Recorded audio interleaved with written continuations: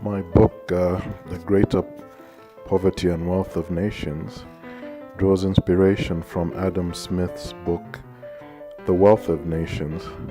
Adam Smith is, of course, considered the father of modern economics.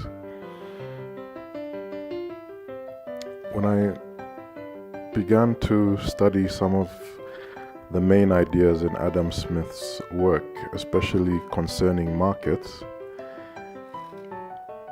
I found that unlike the current belief that markets create growth, the reality is that markets create stability, but in a fixed medium of money supply, that stability comes at a price.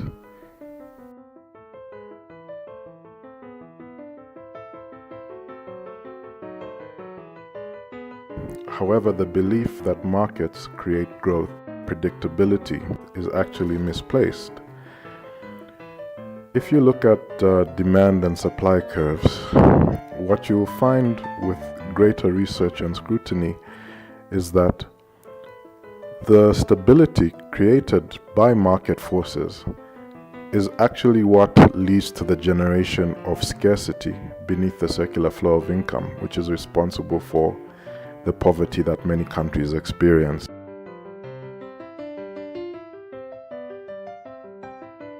Through the process of subtraction, if I were to describe the action of markets and use an analogy such as a vehicle, I would describe them not as the acceleration pedal, but the brake pedal, due to the subtraction that occurs in finances that leads to scarcity. In markets, when you look past price and the product that it represents, and you're able to make the observation that this is simply a determination of the supply of money by consumers and the demand for money by industries, then you realize that this is where the process of subtraction or implosion is actually causing scarcity.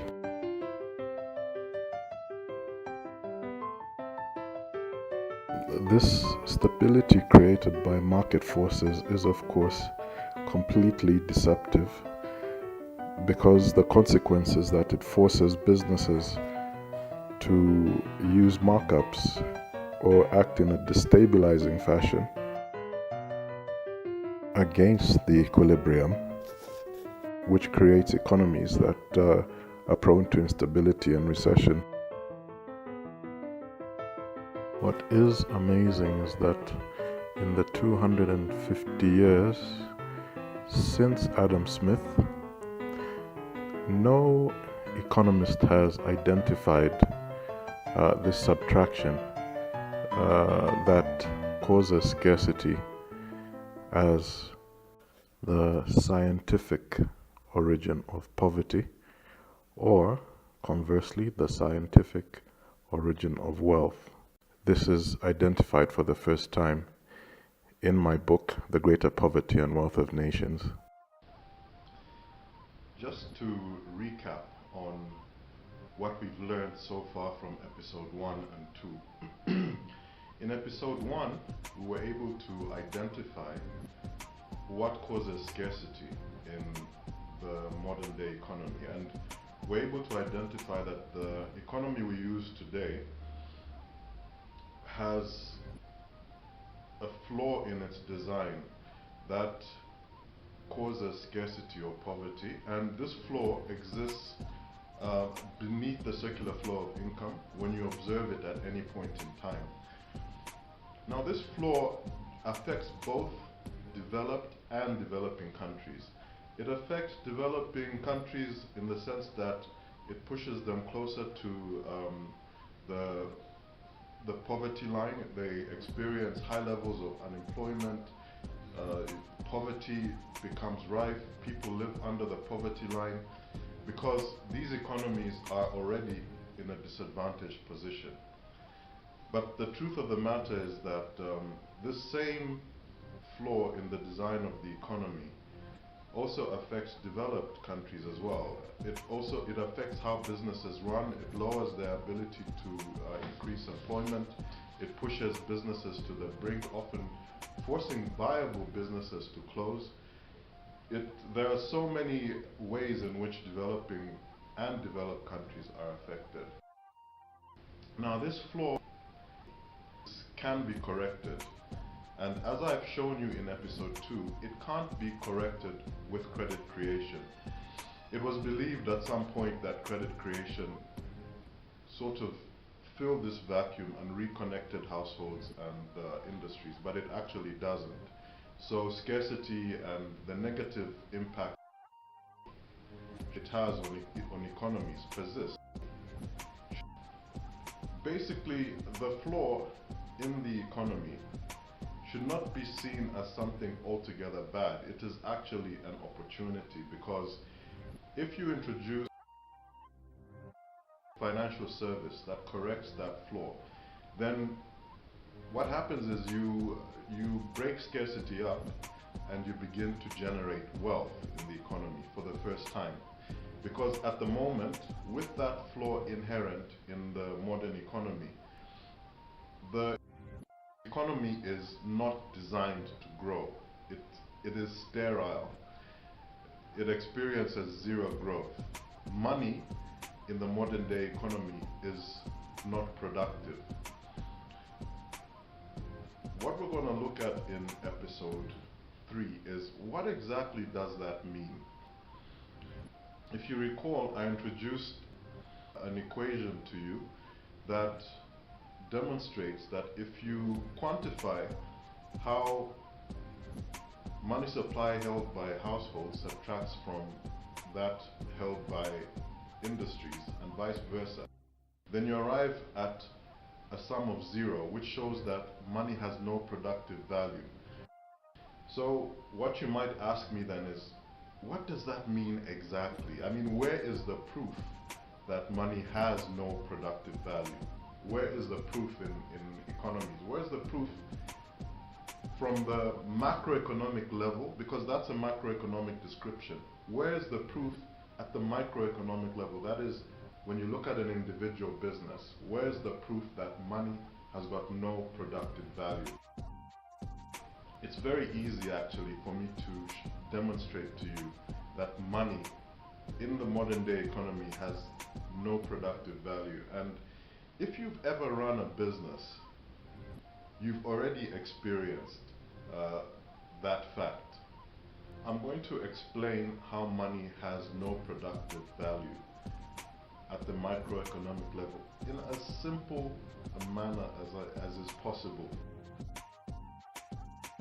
Have you ever asked yourself why it is that you as a business person, whether you're selling cars, you own a supermarket and you're selling groceries, whether you sell timber, you sell copper from the mines, have you ever asked yourself, why is it that you cannot sell your product for the same price that it cost you to produce it?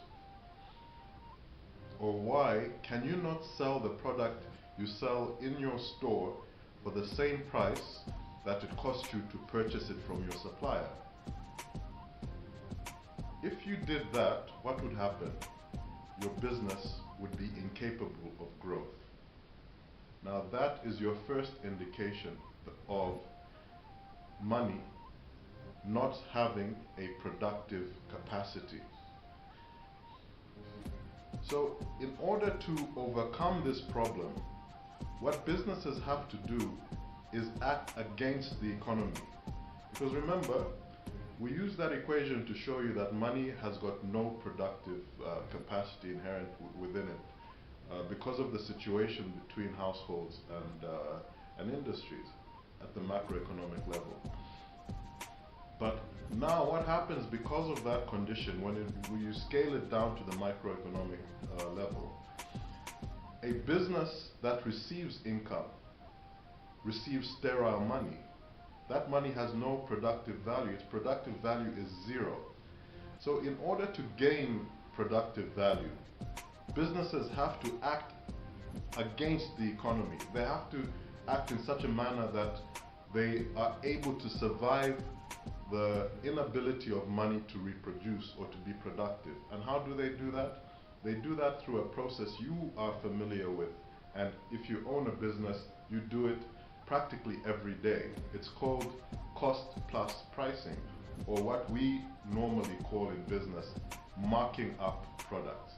So what it means is that if Toyota Zambia, for example, brings in a vehicle, a Hilux, worth 350,000, Toyota Zambia can't sell that Hilux for 350,000. Then there's no profit. Why can't it do that? Because money has no productive value in the economy. Its productive value is zero.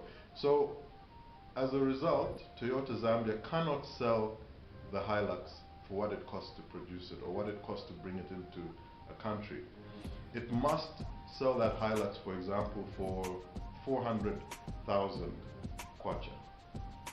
Now that profit that you see added onto the cost price is how businesses survive. But they have to do that to counter the fact that money has no productive value. And this productive value is lost at the macroeconomic level. So you see, it's something that you experience every single day if you're a business person. Now, that was an example of a material product like a car. But what about the banking industry in particular? Banks use money as like any other commodity, you know. The supply of credit and the demand for credit has a price. And when a price is placed on that supply, banks refer to it as an interest rate. So if you, for example, you have an interest rate of 25% on a loan, it simply means that the bank has cost plus price the value of money. You see, it has marked up the value of money. So what the bank has done is no different from what Toyota Zambia or any supermarket that is marking up a product it's selling does. Why does a bank have to do that with money? Why can't banks, let's say that lends out $20,000, receive $20,000 back? Why do banks and other financial institutions have to charge interest on loans? They have to charge interest on loans because money has no reproductive or productive value. That productive value is eroded at the macroeconomic level by the tension between households and industries that we looked at in episode 1. You experience this loss every single day. It doesn't matter what kind of business you're in, whether you're in a supermarket or a bank giving out loans or Toyota Zambia selling cars. You are constantly trying to escape the economy's attempt to shut you down as a result of money having no productive value. And the only way to counter that loss is by marking up or charging more for a product than it's actually worth. It doesn't only affect businesses, it also affects consumers. Because what happens with consumers is that because money is sterile and businesses have to cost plus price or mark up products, the cost of products become more expensive. The cost of a loan becomes more expensive. The cost of a Hilux from Toyota Zambia becomes more expensive because businesses cannot sell a product for what it costs to acquire it. Now, if you introduce wealth creation as a financial service in the economy, then you correct that problem. The changes that take place when wealth creation is introduced in an economy are profound because the economy now begins to function in favor of businesses and industries.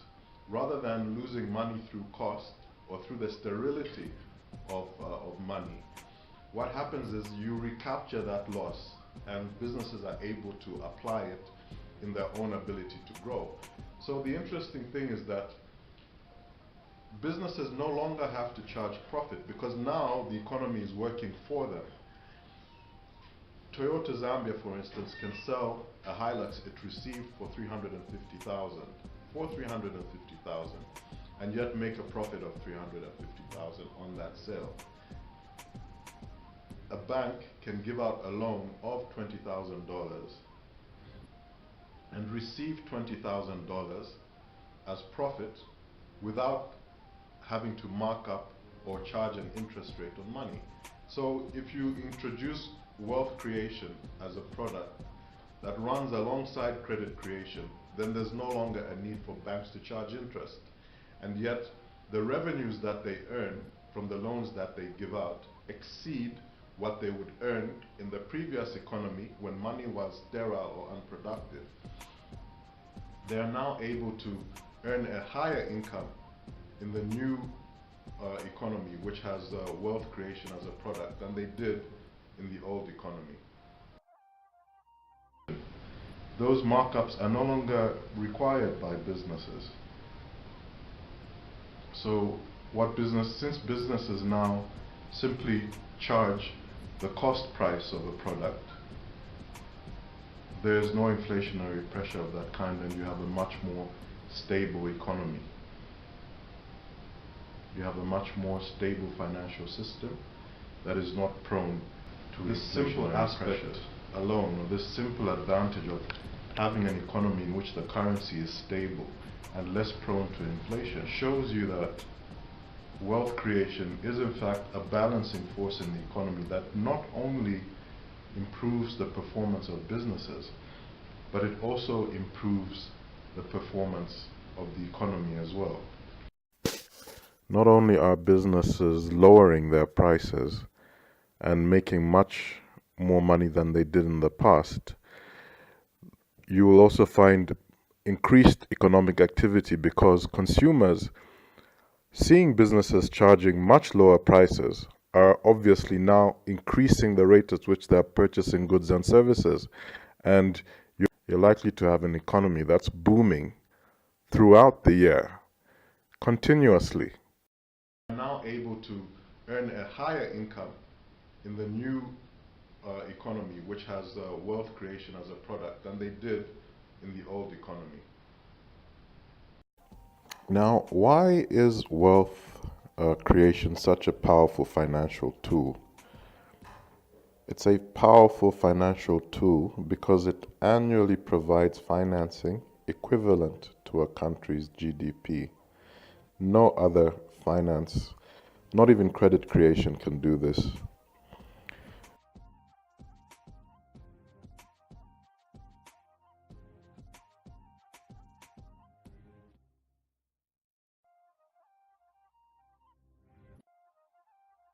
Where does this money come from that provides such phenomenal financing?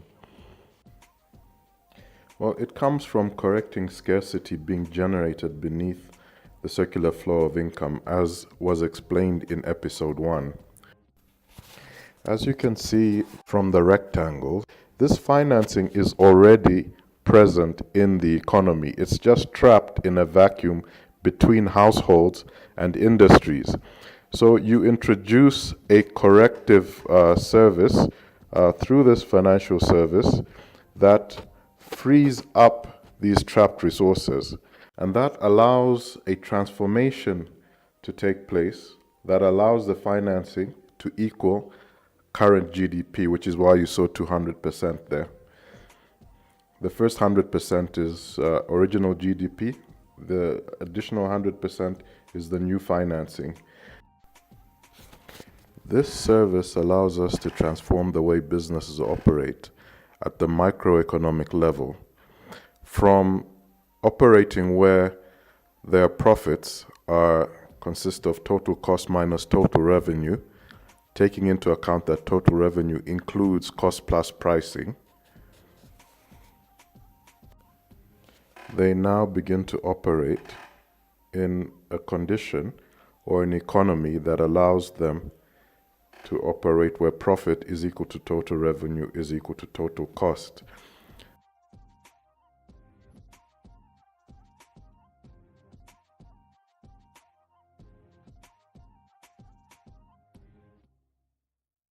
Now, all businesses selling goods and services in this new economy no longer need to use markups, and banks no longer need to charge interest on loans, and yet they make more money than they did in the past. All businesses now sell their products at cost price and make more money than they did when they were using markups. This change takes place because by correcting scarcity in the circular flow, which we identified in episode 1, the economy now works for businesses rather than against them.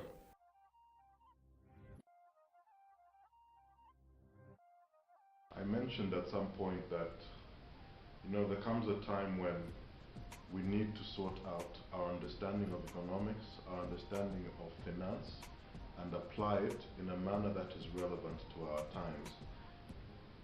And I did say that we need a no-nonsense approach to how we move ahead in terms of growth and development in economics.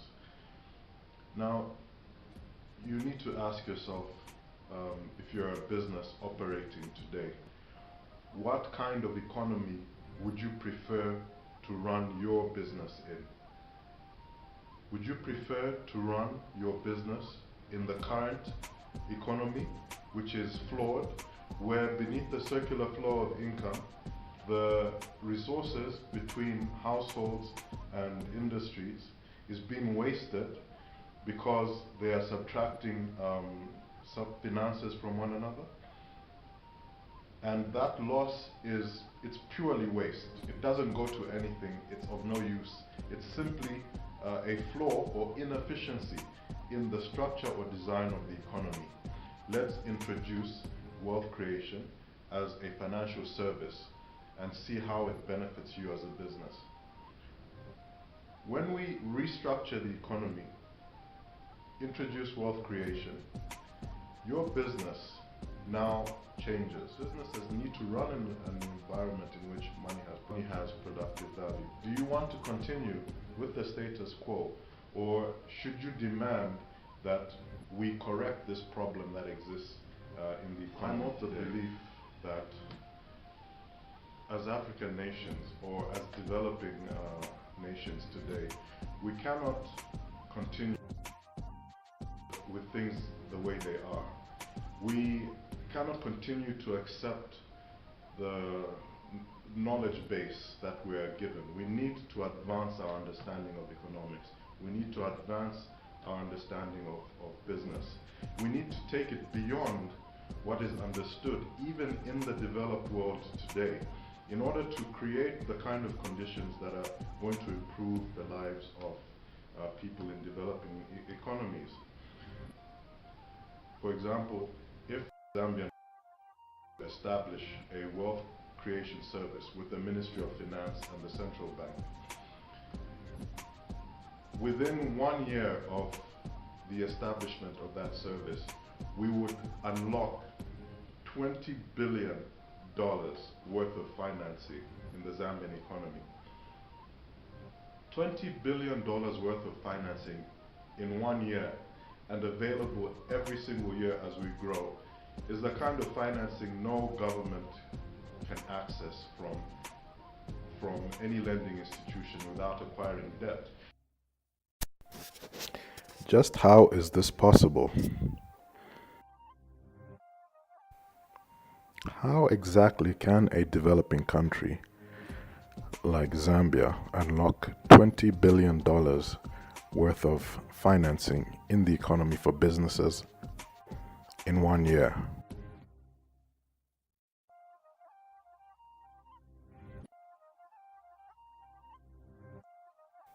Once you know how to do this by increasing the knowledge base, it's actually quite easy.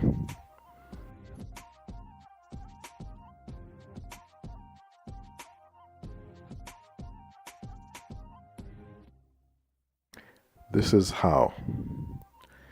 This financing is from correcting scarcity being generated beneath the circular flow of income. Remember the equation you were shown? Where 40% and 60% of money supply is subtracted from households and industries?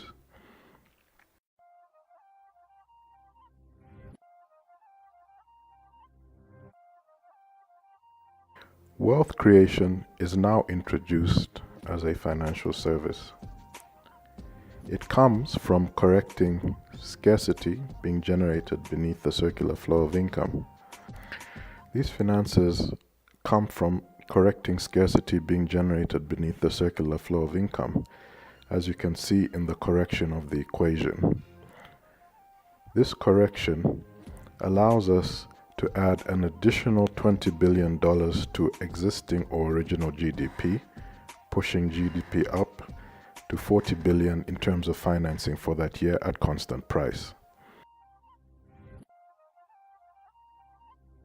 The $40 billion in GDP consists of $20 billion, which is original GDP that was existent, and an additional $20 billion of new financing at constant price.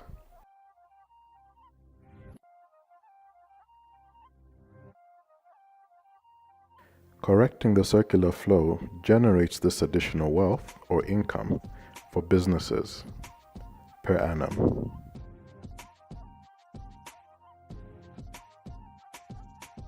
Any developing country can use wealth creation.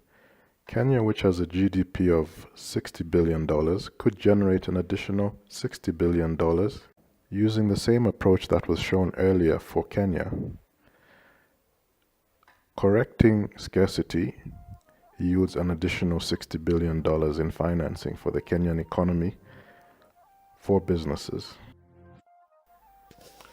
Wealth creation can be distributed alongside loans or credit creation by banks and other financial services institutions. South Africa, which has a GDP of $290 billion, could generate an additional $290 billion worth of financing for businesses in 1 year, using wealth creation as a new financial service. Using the same approach that was shown earlier, now for South Africa, we see that correcting scarcity yields $580 billion for the South African economy.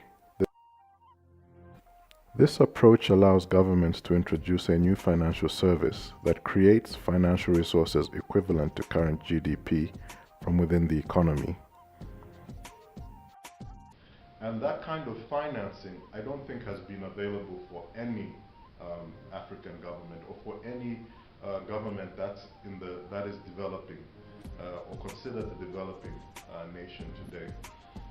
I think this is why we need to change our mindset, and we also need to begin to look at the knowledge that we receive from developed countries and begin to apply it in such a way that it is effective for we who live in the developed world. Because I'm of the firm belief that as long as we don't begin to find solutions to the conditions that we face in these developing countries, the status quo will be maintained. There's been a lot said about Zambia borrowing, for example, the Eurobonds of 700 million, a billion, $1.25 billion.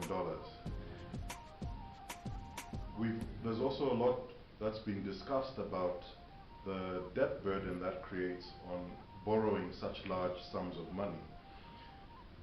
The point that I want to bring across really is that we need to start looking at alternative ways of financing, such as what I've just been explaining in these episodes. If we corrected the losses taking place beneath the circular flow of income for Zambia, we would unlock $20 billion worth of financing within the Zambian economy, dedicated towards the growth and expansion of the Zambian economy, and would unlock this wealth without it having to be borrowed. This is money or financing that is already pre-existent within the Zambian economy, but it is simply locked away beneath the circular flow of income. So it's gained simply by improving the design of the economy and increasing its efficiency. Now think about it. What kind of impact would $20 billion worth of financing in the Zambian economy have on growth, on unemployment, on road construction, on buildings, on transportation? We're talking about transforming the Zambian economy.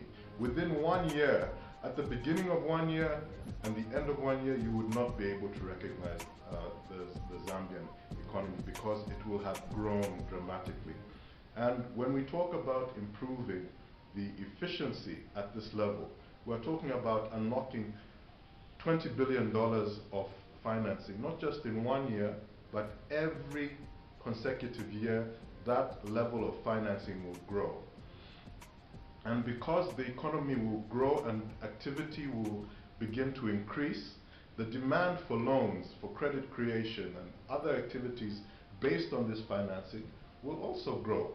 Because at the same time that we manage to inject this financing by improving economic efficiency, what will happen is that economic activity will begin to increase very rapidly, totally transforming the reality we experience, and would be able to move Zambia from a developing economy to a developed economy within a very short space of time, something that I feel is impossible to do if we follow the current trends and basically the lack of proper or applied knowledge that exists right now in economics. We need to understand economics better than the developed world does in order to apply it in such a way that is relevant to the situation we face as a developing country.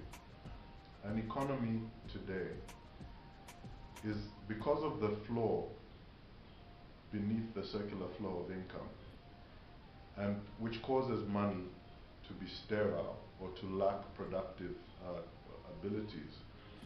Businesses have to mark up products in order to obtain growth, and that marking up is what we refer to as profit. Now, if you scale up your understanding of what I've just explained from the microeconomy to the macroeconomy, it becomes even more shocking, because what it means is that the markup or profit that you see businesses having to add to the cost price of the products that they sell is what is responsible for annual growth in GDP. So if an economy grows by 3% in 1 year, that 3% or 6% growth in GDP is purely as a result of businesses marking up their product out of trying to survive the sterility or lack of ability to be productive of money. If you understand what I've just explained, it means that for an economy to grow by 6% or 3% in 1 year, the inefficiency or ineffective design of the modern economy means that it must first waste 100% of its GDP to grow by 6%. The same way a business must lose cost price in order to grow by the profit margin. We frankly, in developing countries, we frankly cannot allow this design of an economy to continue to create losses when we need those resources to improve the conditions of our people.